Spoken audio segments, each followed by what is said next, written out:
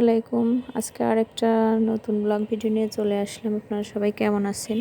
তো সকালবেলা উঠে বাচ্চাদের রেডি করে গোছগাছ করে দিয়ে সম্মারত যখন স্কুলে যায় তখন আমি বেলকনিতে দাঁড়িয়ে থাকি। ওই যে ওরা ওর বাবার সাথে স্কুলে যাচ্ছে এবং দিনের অন্যান্য কার্যক্রম শুরু করি।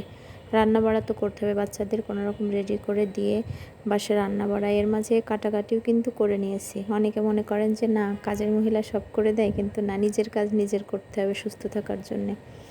আপনি এখানে পাবদা মাছ রান্না করছি, পাবদা মাছের ভুনা।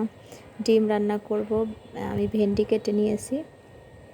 ডিম ইয়ে করবো, সম্মানিতটা পছন্দ করে। আসলে জীবনের মতোই চলবে, প্রতিদিনের বাচ্চাদের জন্য নিজেদের জন্য রান্না করতে হবে। এদিকে আমি পাবদা মাছের ভুনা, ভেন্ডি ভাজি, সালাদ কাটছি আর ডিম। আমার আজকে সারাদিনের রান্নাবাড়া রেডি। প্রতিদিনই এরকম 9:30টার আগে আমি বাসার সব রান্নাবাড়া রেডি করি।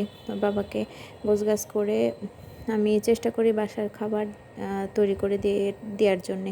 বাইরে খেলে অনেক সময় শরীরের প্রতি ইফেক্ট পড়ে এবং বাসার খাবার খাওয়াই ভালো।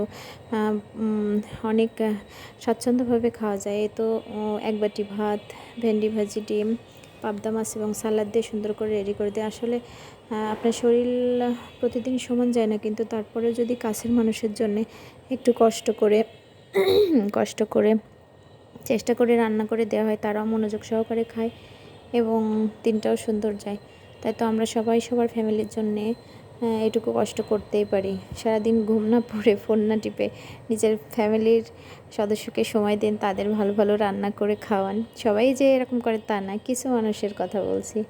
আর ভালো থাকার জন্য এটুকু করা উচিত।